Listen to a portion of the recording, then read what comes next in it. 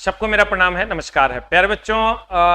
Cut off क्या होगा, ये बहुत बड़ा सवाल है। बच्चे बहुत ज्यादा मैसेज कर रहे हैं, बहुत सारे मीडिया वाले भी आते हैं कि सर कट ऑफ पे आप बयान दीजिए वगैरह वगैरह वगैरह। तो आंसर की का इंतजार था हमको भी। तो ये जो कट ऑफ अभी हम बता रहे हैं मेरे दोस्त, ये एक्सपेक्टेड है, थोड़ा बहुत इधर उधर हो सकता है। तो आइए हम कट ऑफ 2022 ग्रुप डी का जो है आफ्टर आंसर की बात कर लेते हैं।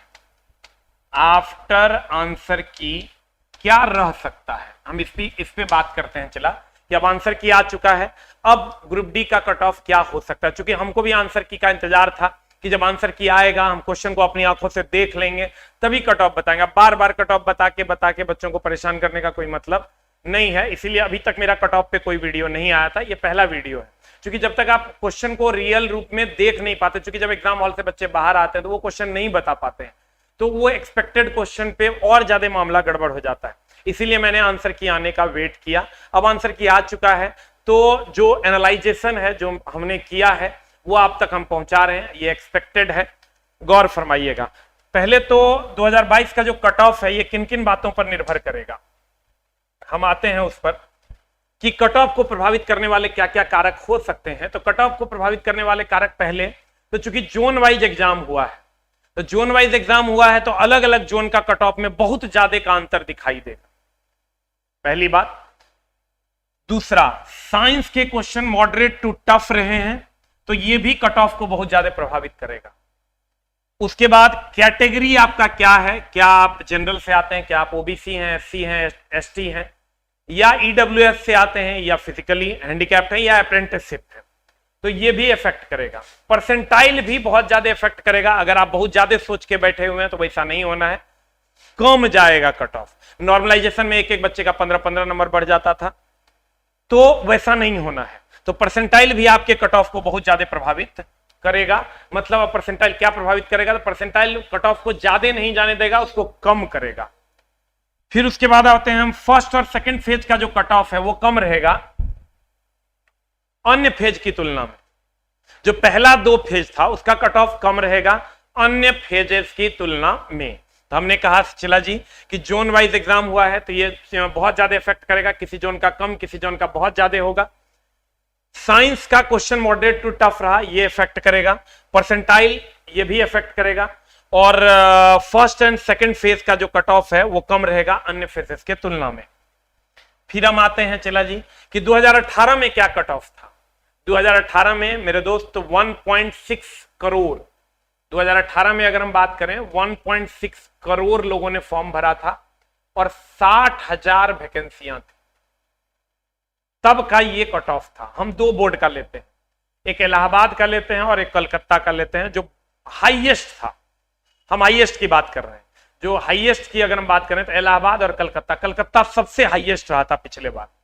तो यूआर का देखिए 74.5 था, कब, जब 1.6 करोड़ फॉर्म गिरे थे और 60,000 वैकेंसी था। ओबीसी का 69.7 था, एससी का 62.9 था, एसटी का 50.1 था, अप्रेंटिस यूआर का 41 था। उस टाइम ईडब्ल्यूएस नहीं हुआ करता था। फिर देखिए कोलकाता का मैक्सिमम था 80.5। ये नॉर्मलाइजेशन का था, जब नॉर्मलाइज हुआ था। मतलब नॉर्मलाइज हुआ था मतलब चला जी कि जिसका 60 नंबर था उसका 75 हो गया, जिसका 65 था उसका 70, 72, 75, 77 हो गया था। ये उस टाइम की बात हो रही, ये रॉ मार्क्स नहीं है, ये नॉर्मलाइज स्कोर है। फिजिकल के लिए जो बच्चों को बुलाया गया है, हम उस टाइम की बात कर रहे हैं। अब चला, एक 1.6 करोड़ फॉर्म गिरा था, 60,000 वैकेंसी था। अब क्या हुआ है कि अब 1.15 करोड़ यानी 1 करोड़ 15 लाख फॉर्म गिरा है और वैकेंसी भी लगभग 1 लाख है। देखिए फॉर्म भी 45,000 कम गिरा है, 45 लाख कम गिरा है, और वैकेंसी 40,000 ज्यादा। ध्यान दीजिएगा, इस बार फॉर्म भी 45,000 कम गिरा है और वैकेंसी 40,000 ज्यादा। पहले 60 था, अब 1 लाख।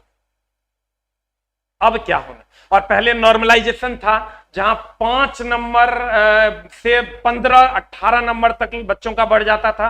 अब परसेंटाइल है 2 से 3 नंबर बढ़ घट सकता है, आप उस हिसाब से अंदाजा लगा सकते हैं। तो अब 2022 में क्या कट ऑफ रहने की संभावना है, एवरेज कट ऑफ निकालते हैं कि चलिए ये तो हमने दो बोर्ड का बता दिया कि ये दो इलाहाबाद और कलकत्ता का था। एवरेज कट ऑफ जो है वो 2018 और 2000 में क्या था, कम से कम और ज्यादा से ज्यादा, उसकी बात करते हैं। तो यूआर का जो एवरेज कट ऑफ था वो 62 से 77 था, मैक्सिमम 80 था। ओबीसी का 56 से 72 था। आप देखिए दोनों में जो डिफरेंस था मिनिमम में वो 62 से 56 यानी 6 नंबर का था। और फिर उसी तरह एससी में भी लगभग 6 से 7 नंबर का डिफरेंस था, और एसटी में लगभग 48 से 49, 2, 3, 4 नंबर का, 1, 2, 3 नंबर का डिफरेंस रहता है। मतलब यूआर और ओबीसी के बीच में 4 से 5 नंबर का गैप रहेगा, और ओबीसी और एससी के बीच में 5 से 6, 7 नंबर का गैप रहेगा, और ये दोनों के बीच में 4 नंबर का गैप रहेगा। और अप्रेंटिसशिप वालों के लिए 40 से 45 नंबर तक मिनिमम जो उसका क्वालिफाइंग था उतने में हो गया था। अब आते हैं 2022 में क्या होना है। 2022 में चूंकि यहां चला नॉर्मलाइजेशन था और यहां परसेंटाइल है। परसेंटाइल क्या होता है, नॉर्मलाइजेशन क्या होता है, इस पर भी हम आगे चर्चा करेंगे अगली वीडियो में। अगला वीडियो में उसका भी ला रहे हैं, वो भी फॉर्मूला के साथ। तो नॉर्मलाइजेशन था पहले, तो पहले क्या होता था 5 नंबर से लेकर 18 नंबर तक बच्चों का बढ़ जाता था। अब ऐसा नहीं होगा, अब जो है 2 से लेकर 5 नंबर तक ही बढ़ेगा, जो मिनिमम था उतने तक बढ़ेगा। इसलिए, और चूंकि इस साल हमने कहा कि 2018 में 1.6 यानी 1 करोड़ 60 लाख फॉर्म गिरा था और 60 ही हजार वैकेंसी था। इस बार 1 करोड़ 15 लाख फॉर्म गिरा है और 1 लाख वैकेंसी है। 1 लाख वैकेंसी है, 1 लाख वैकेंसी है। तो परसेंटाइल में 2 से 5 नंबर बढ़ेगा, यहां बढ़ गया था बहुत ज्यादा। अब जो आपका कट ऑफ रहना है वो 60 से 65 नंबर के आसपास यूआर का कट ऑफ रहना चाहिए। किसी किसी बोर्ड का हो सकता है चला 72, 75 चल जाए, किसी किसी बोर्ड का जो ये मिनिमम है वो 55 भी जा सकता है। हम भगवान तो नहीं है, जो एनालाइजेशन हमको दिख रहा है हम उस पर बात कर रहे हैं। अब पता चला कट ऑफ हम बता दिए, थोड़ा बहुत इधर उधर इसके जाइए इसके जाओ, मेरे दोस्त ये एक्सपेक्टेड है। भगवान, I am not the God. हमारा जो एनालाइजेशन है, जो 10 वर्षों का अनुभव है, उसके आधार पे हम आपको बताते हैं। अनुभव फेल भी हो जाता है जब कुछ अलग हो जाता है। तो मेरे दोस्त, जो ये जो कट ऑफ है ये इधर 75 तक जाएगा और इधर जो है ये 55 तक जाएगा। ये रॉ मार्क्स की हम बात कर रहे हैं। हम बोले परसेंटाइल में 2 से 3 नंबर 4 नंबर से ज्यादा आगे पीछे नहीं होगा। अब यहां अगर हम बात करें मेरे दोस्त, ये 55 नंबर यानी 5 नंबर का डिफरेंस, हमेशा जितना डिफरेंस यहां था उतने डिफरेंस यहां भी रहे। तो 55 से 60 हो जाएगा ओबीसी का, एससी का 48 से 55 और एसटी का 45 से 50 और अप्रेंटिसशिप यूआर वालों का 40 से 42। और इस दोनों के बीच में जो है ना ईडब्ल्यूएस आएगा। इस टाइम तो ईडब्ल्यूएस नहीं था 2018 में, लेकिन अब है। तो ये दोनों के बीच में ईडब्ल्यूएस आएगा। लेकिन ईडब्ल्यूएस का जो मामला है मेरे दोस्त, कहते हैं कंक्लूजन पे आते हैं, किसी किसी बोर्ड में कट ऑफ इससे कम भी जा सकता है और इससे बहुत ज्यादा भी जा सकता है, 10-10 नंबर तक आगे बढ़ जाएगा। वो डिपेंड करेगा कि कितने लोगों ने अप्लाई किया और कितना पोस्ट है। अब कहीं पर पता चला 150 पोस्ट है, 300 पोस्ट है और एप्लीकेंट्स बहुत ज्यादा हो गए, तो वहां पर चला बहुत ज्यादा का डिफरेंस तुमको दिखाई देगा। और दूसरा कैटेगरी क्या है ये उस पर भी डिपेंड करेगा। अगर हम ईडब्ल्यूएस के कट ऑफ की बात करें तो बहुत ज्यादा उतार चढ़ाव देखने को मिलेगा, 10-10 नंबर तक उतार चढ़ाव आपको देखने को मिलेगा। जनरल से ईडब्ल्यूएस का जो कट ऑफ है जनरल से, वो 10 नंबर 12 नंबर तक आपको उतार चढ़ाव इसका दिखेगा। हमने फिर से मैं क्लियर कर देता हूं मेरे दोस्त कि ये कट ऑफ यूआर का जो 60 से 65 है, इसी हिसाब से 5 नंबर इसका कम, 4 नंबर इसका कम, 3 नंबर इसका कम, इसी तरीके से ये जाएगा। लेकिन ये किसी किसी बोर्ड में 75, 77, 78, 80, 85 जा सकता है, लेकिन वो किसी खास बोर्ड में ही होगा जिसमें नंबर ऑफ एप्लीकेंट्स ज्यादा हैं और नंबर ऑफ स्टूडेंट कम है। नंबर ऑफ एप्लीकेंट्स ज्यादा है और नंबर ऑफ सेलेक्टेड स्टूडेंट वो कम होना है, वहां पर चला कट ऑफ हो सकता है 75 हम कह रहे हैं, हो सकता है 82 चल जाए। तो एगो को नहीं देखना, हम ये लिख दिए पहले ही, एवरेज कट ऑफ इसके बीच में रहेगा। इस कट ऑफ पे बच्चों को फिजिकल के लिए बुलाया जाएगा। ठीक है, तो उम्मीद करेंगे कि आपको सारी चीजें समझ में आ गई होंगी। और हम एक बार फिर से बता दें, कट ऑफ जो आंसर की के बाद जो हमने जाना है जॉन वाइज अलग अलग होगा। साइंस का क्वेश्चन मॉडरेट टू टफ था, उस पर डिपेंड करेगा। कैटेगरी ईडब्ल्यूएस, यूआर, ओबीसी, इस पर डिपेंड करेगा। परसेंटाइल पे डिपेंड करेगा। फर्स्ट एंड सेकंड फेज का कट ऑफ कम रहेगा। उसके बाद 2018 का ये मामला था, मैं 74.5 यूआर का, और ये सबसे हाईएस्ट कोलकाता का लगभग गया था 80.5, लेकिन चला एक एक बच्चे का 10 से 15 नंबर बढ़ाता था। आपको हड़बड़ाने की जरूरत नहीं है। और यहां जब आप आइएगा परसेंटाइल में, तो हम आपको बोल दिए ये मिनिमम और मैक्सिमम का क्या मामला है। 60 से 65 नंबर का कट ऑफ जाना है average.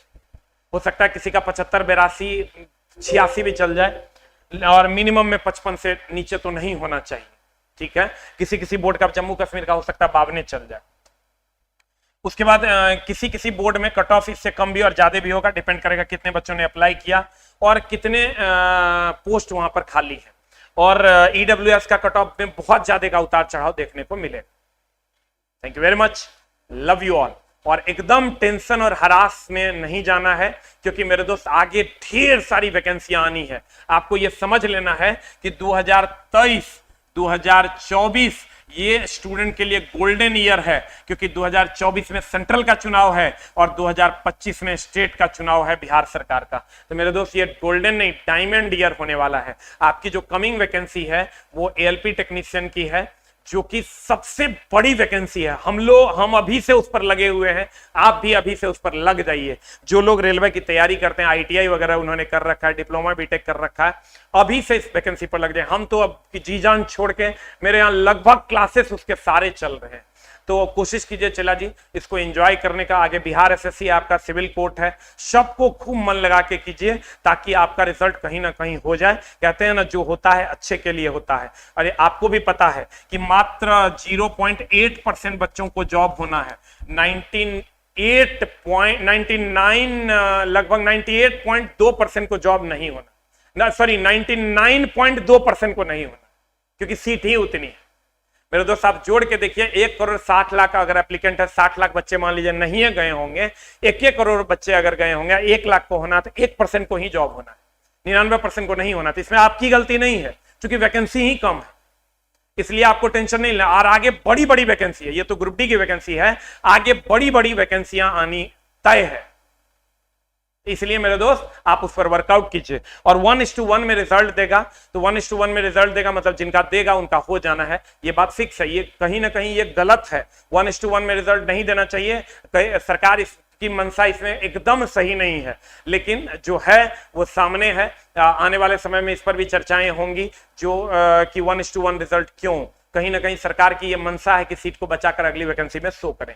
Thank you very much. मिलते हैं हम लोग अगली कक्षा में, अगले वीडियोस में कुछ नए इंफॉर्मेशन के साथ। आने वाले 2 वीडियोस हैं, एक तो नॉर्मलाइजेशन और परसेंटाइल में कितने का डिफरेंस आपको दिखाई देगा, और दूसरा कि डॉक्यूमेंट वेरिफिकेशन, फिजिकल के बाद डॉक्यूमेंट वेरिफिकेशन का क्या होना है, उसमें कितना नंबर का डिफरेंस होगा।